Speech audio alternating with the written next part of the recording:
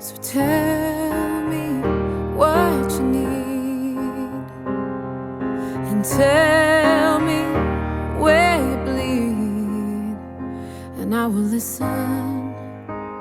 I can listen. Oh, I will listen to you. Welcome back, everybody, to The Truth About Addiction. Happy New Year. It is January 2nd, 2024. I have a whole bunch of incredible interviews lined up for January, but in the meantime, I felt called to come on and do a solo episode, which I think will be a very honest recap of 2023, the good and the bad, and how I'm feeling coming into the new year. So I'm going to jump right in. A lot of people might not know this, but at the start of 2023, I had gotten my real estate license actually at the end of 2022 as a potential career pivot. But honestly, I was interested in that world, and I still believe having that license is useful, even if it's only for my own properties or investments in the future.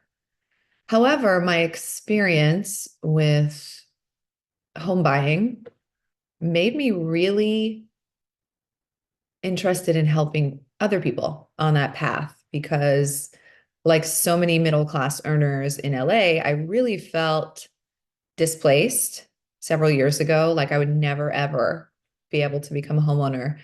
And my husband and I scraped together 3% down after getting educated on the landscape and that there's a lot of options out there other than putting 20% down.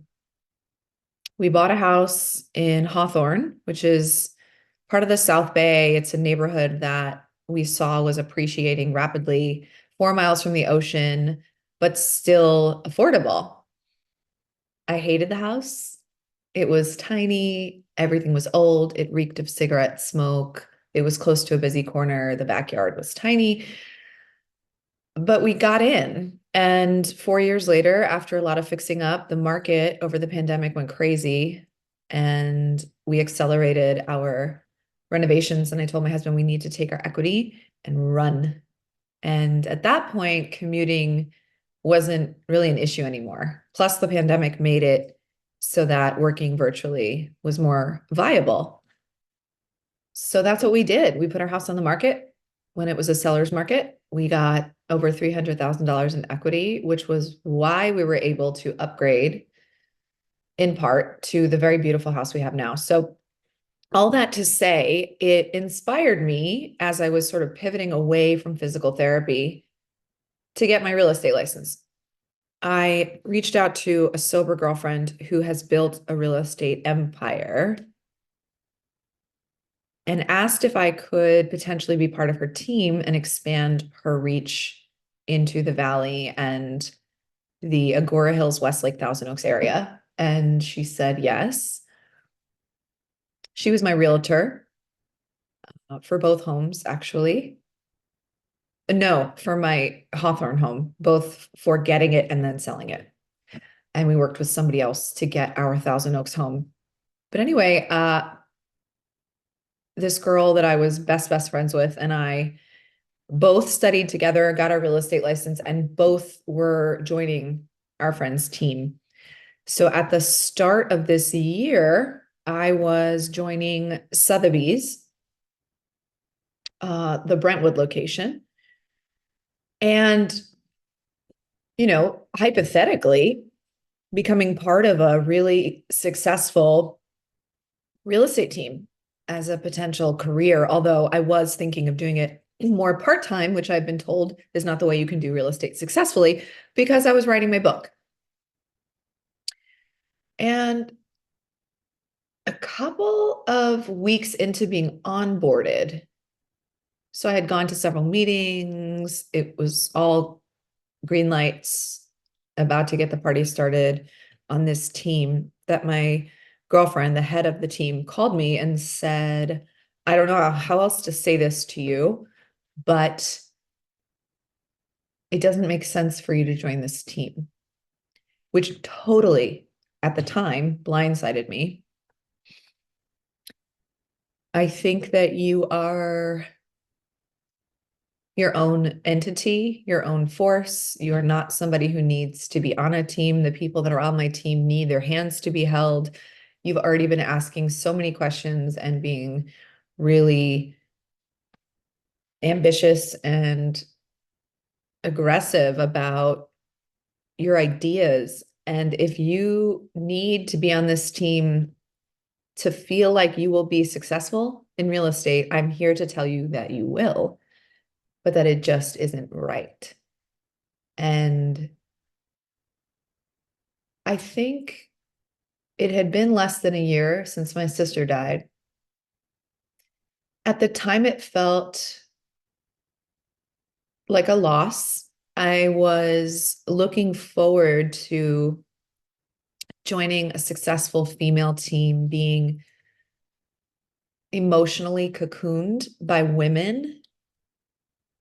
It felt like a betrayal.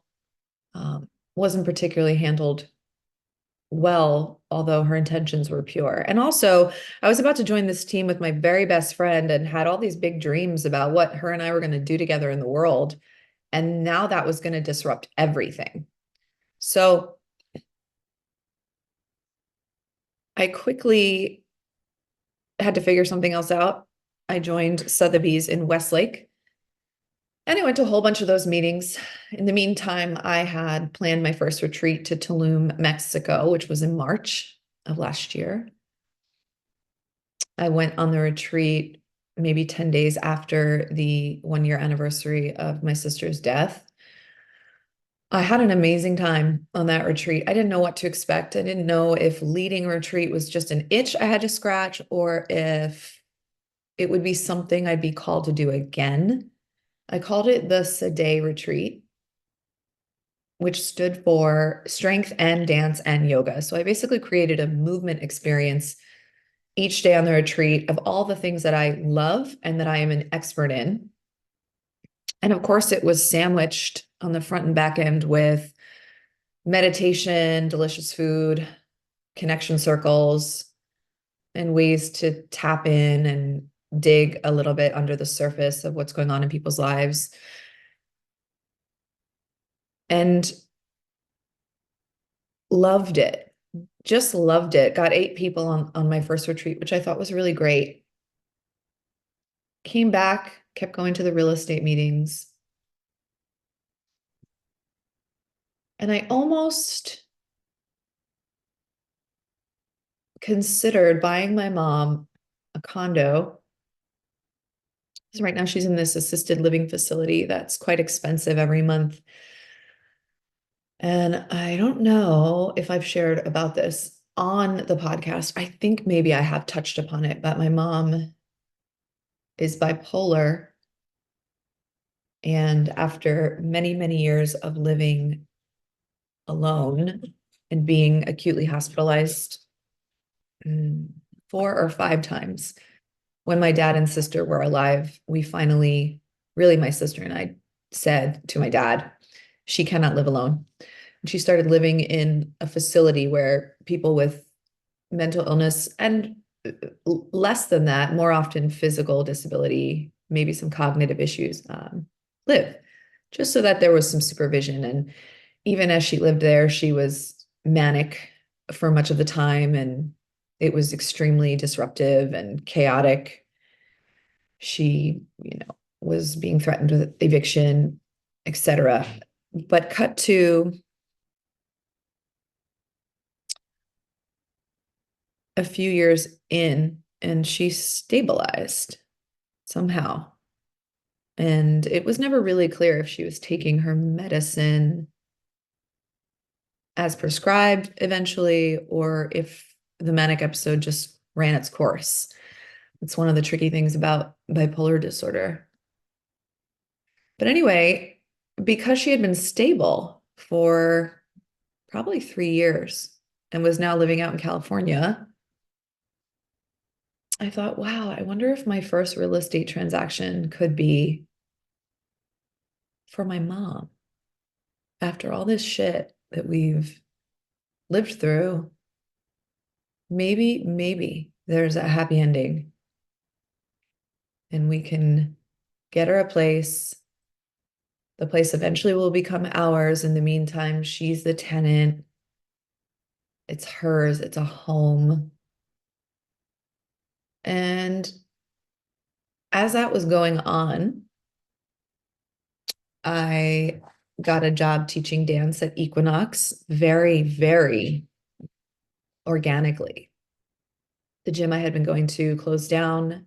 I joined Equinox because they had childcare.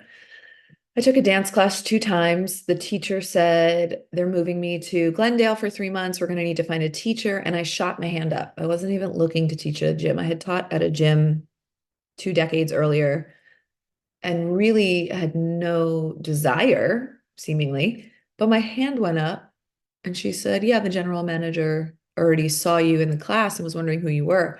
So they accelerated the onboarding process for that. And I became a dance teacher for Equinox, which waived my membership, which was awesome.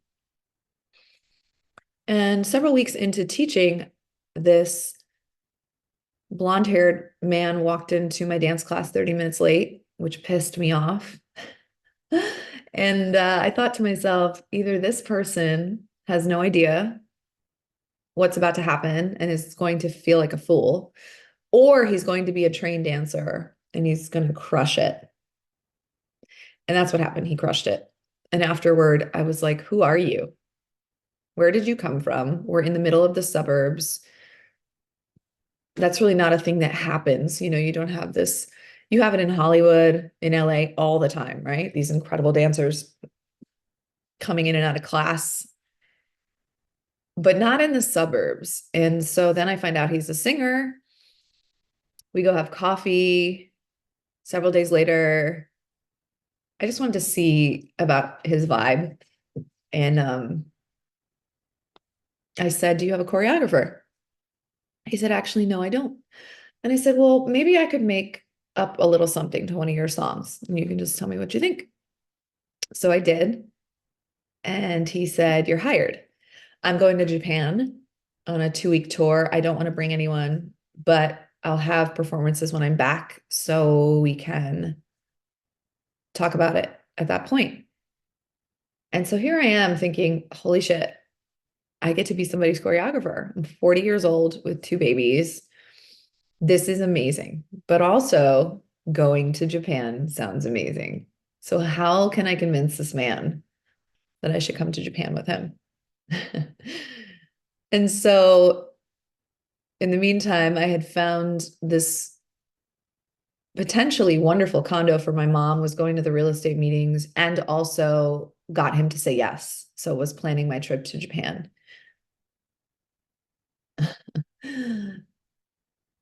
And I go on this in June 2-week adventure, which ended up being the trip of a lifetime.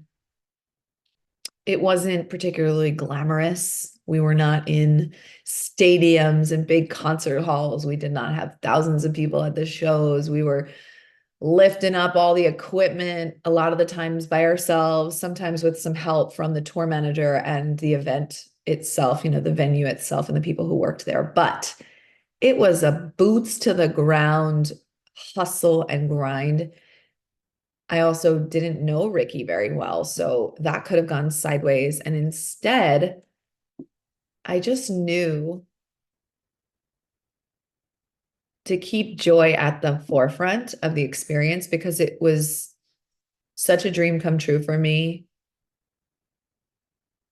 And I was totally detached from the outcome. I didn't care if the shows were big or small.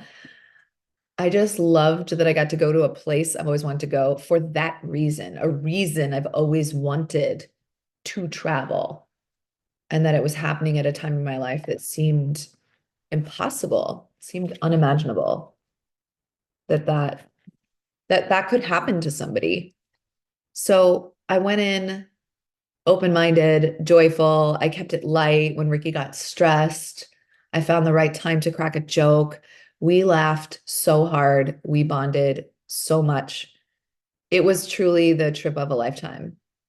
Also, let me just say, as a mom of two, I had not had 2 weeks to myself on an adventure doing the thing I love the most in the world in over 8 years.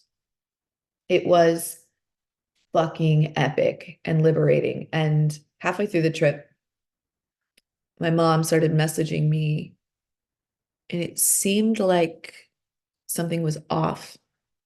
And I wrote to Rob and said, I don't know if you've seen my mom, but she seems manic again. And he wrote and said, I didn't want to tell you that and ruin your trip. But yes, she doesn't seem well. And somehow through my recovery, I was able to go, wow, I'm so powerless, literally, about it all, especially being this far away. And I am not going to focus on that right now. I am not going to let that mess up my trip. That is a thing I can deal with when I get back. And I successfully had a wonderful trip despite that. And then she was, in fact, full blown manic. And I spent weeks and weeks trying to intervene in the only way I felt comfortable doing after being the one trying to fix and save every member of my family for my entire life, which is a role I no longer wanted to play.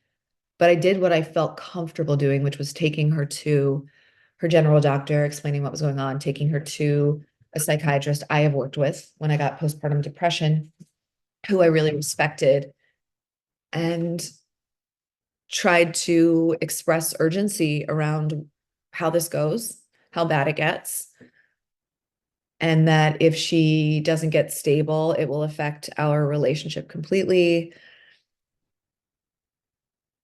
And it seemed like she heard what I said, but then the suggested medicine and dosage for somebody who's acutely mentally ill is very, very high. And it doesn't make the person feel good. It makes them feel lifeless and catatonic, like their body is underwater or stuck in quicksand. And I get that. That must be miserable. It is temporary, though. And once the person is stable, if you have a good doctor, a good team, you figure out the right cocktail of medications so that you feel good and you can function. And that has not happened. So after a series of very emotionally abusive text messages over many, many, many weeks and blocking her on all of my social media accounts, her showing up at my house uninvited, banging on the door, her bringing strangers into my house while my children were there. I had to call the police at one point, and they did absolutely nothing. And then I just stopped seeing her and stopped speaking to her. And it's been mostly like that since then. Now, I'm going to put a pin in that part of the story because in the meantime, when we got back from Japan, Ricky was like, can you sing? Because it sounds like you can sing. And I said, well, I don't know. I mean, I'm not Aretha Franklin, but yes, kind of. I was pursuing a record deal when I was 19, but those days are, long gone. And he said, well, what if I produce you? What if we make some music? And then when I perform, you can perform. And I was like, are you kidding me? And so I've made 4 original tracks with him, and he has let me perform multiple times between when we got back from Japan and this moment in LA. We also got connected with this Vegas venue where we went twice.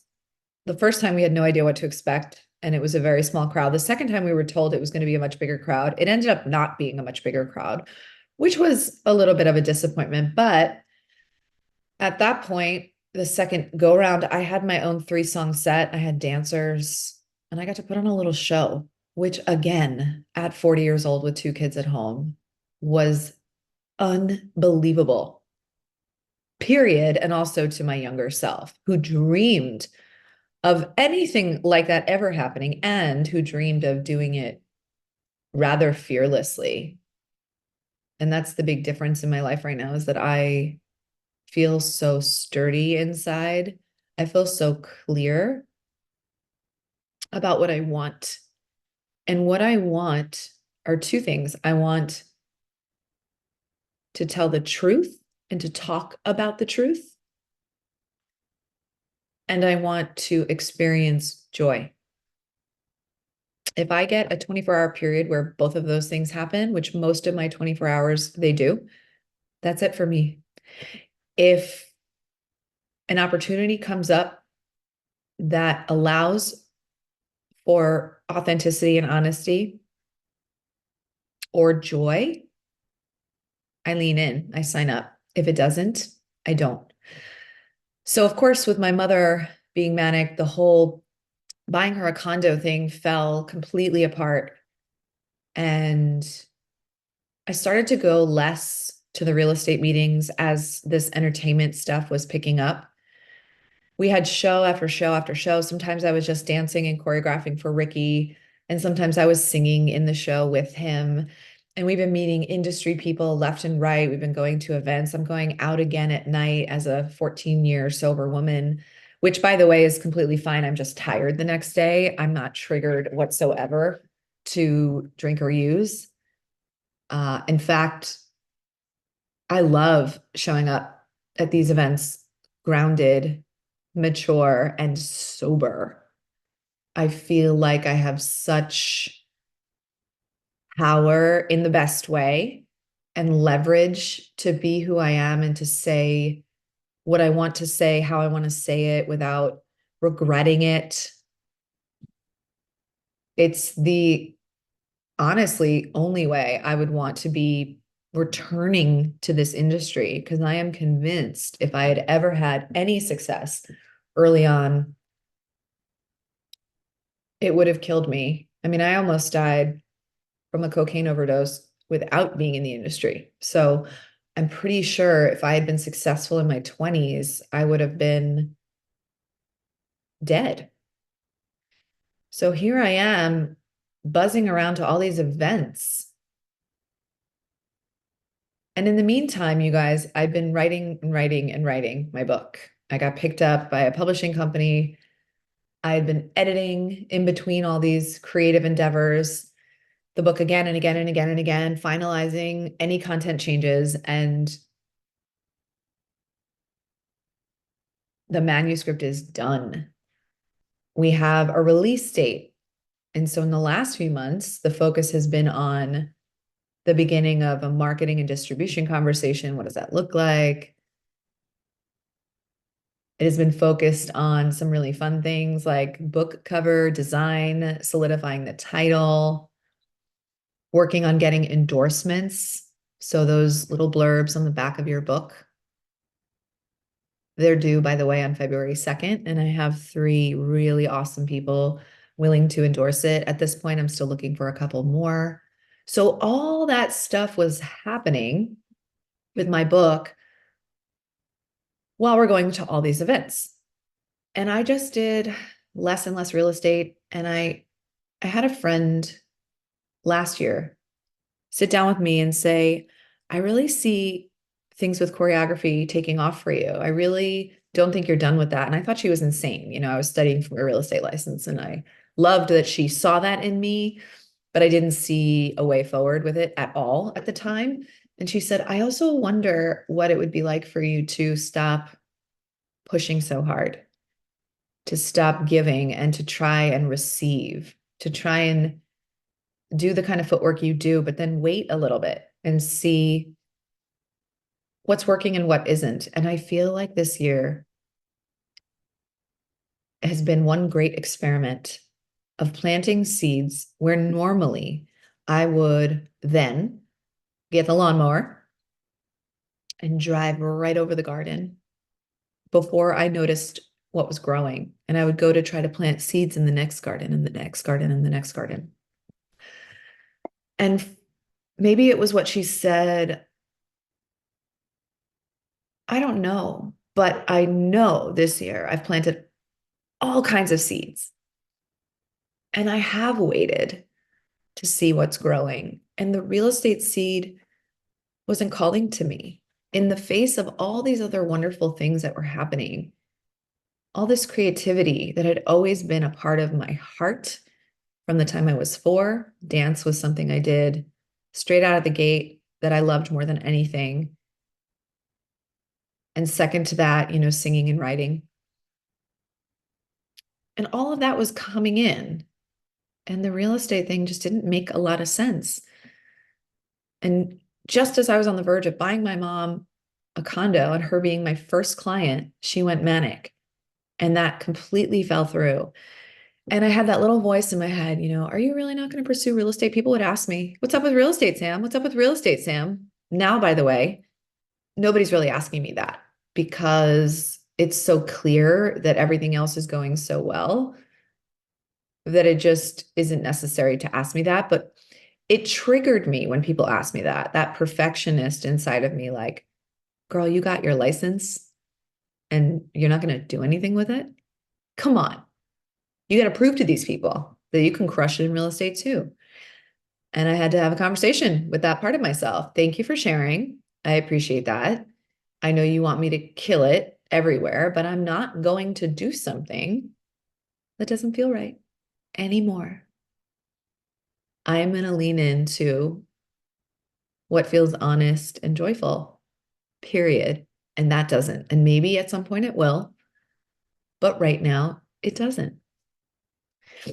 And all the while, that friend that I was going to do real estate with, who was like a sister to me, our friendship was slowly unraveling. And I, of course, had a lot of trouble as she got onboarded, having our normal conversations about life, because now I wasn't on that team and she was, and she wanted to share with me all this stuff about it. And it was hard for me to hear. And I would tell her it was hard for me to hear. And that became a little bit exhausting for her. And I would reach out more. I became more anxiously attached. She became more avoidant until finally I was begging for breadcrumbs. Really, I was just simply asking that if she think of me, she let me know, which in hindsight is so fucking sad. And we had a conversation on the heels of that request that led to a complete outburst on her part. A lot of resentment shot at me that I had no idea she was feeling over many, many, many months. And in that moment, it was like I got zapped out of a subconscious programming, this way that I show up in very particular female friendships. And the through line I realized is if I love you hard enough, maybe you won't leave me. Like my mom has, and like my sister did. And so what I've been doing, I think arguably my entire life and well into my sobriety, is with certain women, and I don't know exactly what it is about them. It's usually a fiery, fast friendship. There's an attraction on all kinds of levels to these women. There's a playfulness, a silliness, a hysterical laughter that I can have with them that's spicy, energizing, and I'm drawn to them. And then I give everything to them. I give them the most epic gifts. I surprise them with stuff. I want to talk all the time. And at first, it's incredibly mutual. And then eventually, I keep doing that and they pull away. I become more anxious. They become more avoidant.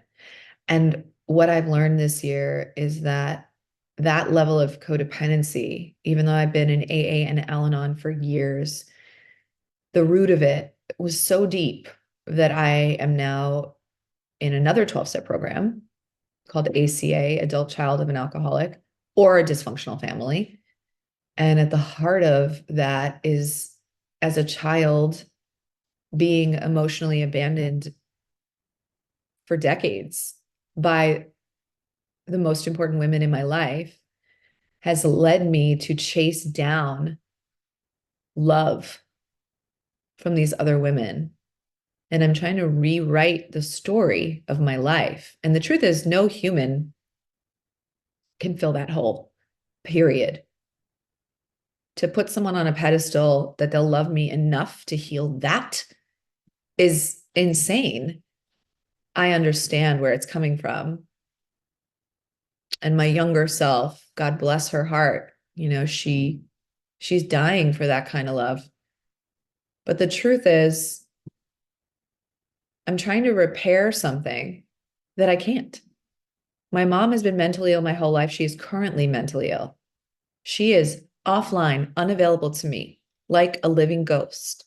My sister, who is now dead for decades, deep in her addiction, was completely offline, completely emotionally unavailable to me, hurt me,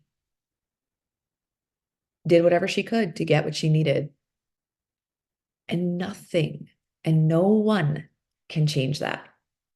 No friend I ever meet from now until the day I die can change that. And so instead of trying to repair these deep ruptures and pedestal people and have it all fall apart and feel emptier inside, I am now working on grieving all these moments when I was 4 and I asked my mom why she had to take those sleeping pills every night because I was so afraid of who she became in the dark.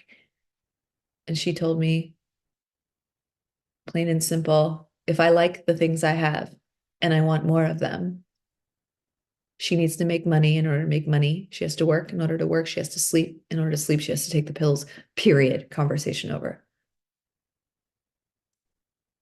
I have to show up for that girl whose needs were met. I have to show up at every turn. My 8-year-old self, my 13-year-old self, my 21-year-old self, my cocaine addicted self. And so I'm working on grieving. I'm working on friendships that are sturdy, that feel boring, actually, on receiving friendships, people who are interested in who I am as I am. No gifts, no treats, no thrills and spills, right? Just Samantha as I am. Which, by the way, I'm a fucking incredible friend. Even if I never send you a single gift of any kind, I care, I'm loyal, I'm a good listener. I give great advice should somebody want it. I'm trying very hard to only give it when somebody asks. So now, as the year closed out, I don't have that friendship anymore.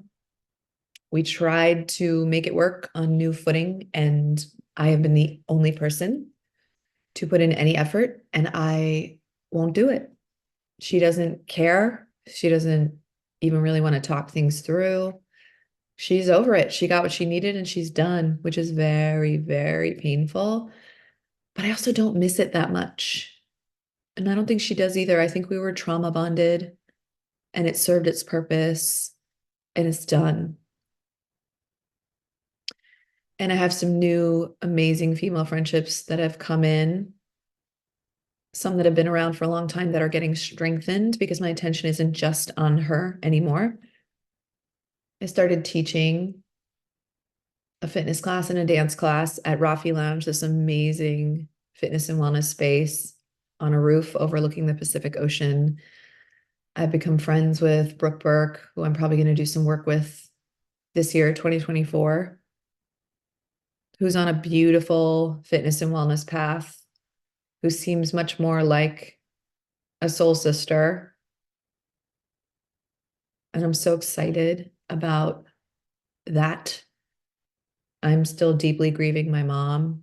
I'm still making music. My book comes out June 10th, 2024.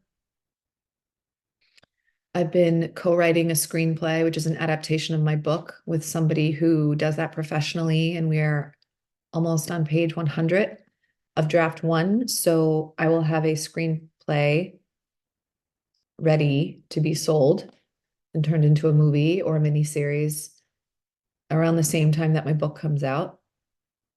I plan this year on doing really big things. I've got a Grammy Award-winning producer interested in making some music with me and trying to get it placed on television or in movies, depending on what is needed, which is an out of this world opportunity. Whether, again, it happens or not is irrelevant. I don't care. I just love, love, love, love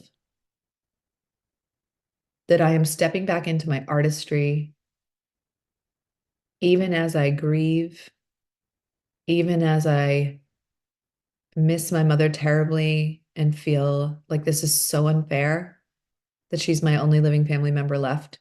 And it looks like this, that she might die with it looking like this, with almost no contact, without her knowing and loving on her grandkids.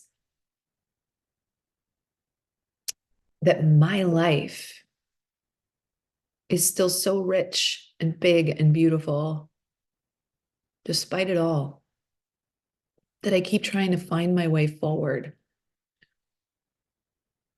That all I really want to do is take my pain and do something powerful and purposeful with it. And with that, I will say, Happy New Year. I love you. I'm here, and we're going to keep having these really important, hard conversations this year. I'll see you soon.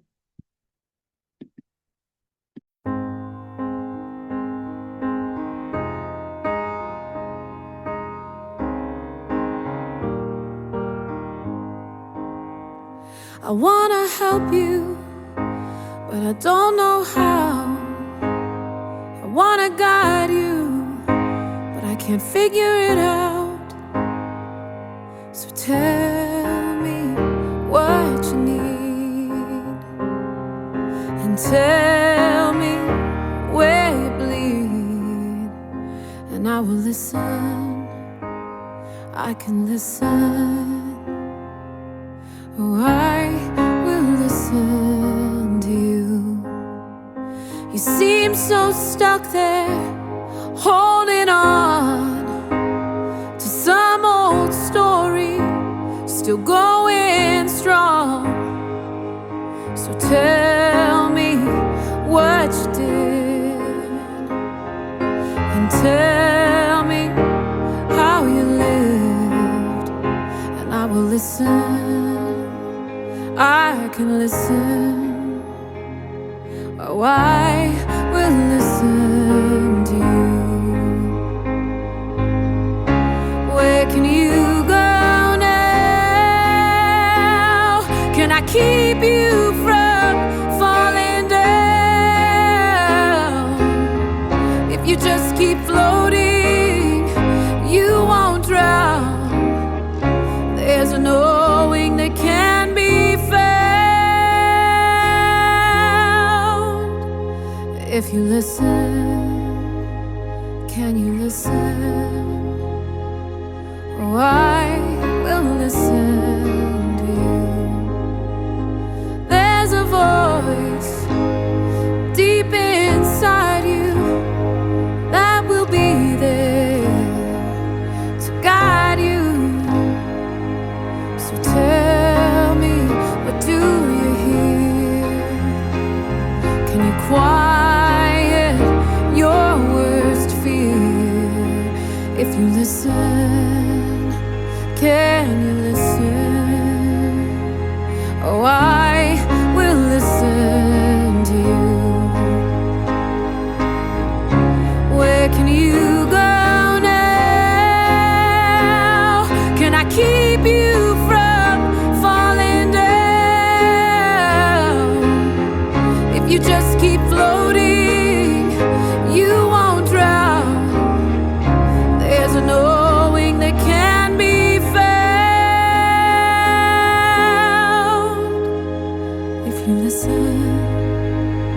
I can listen.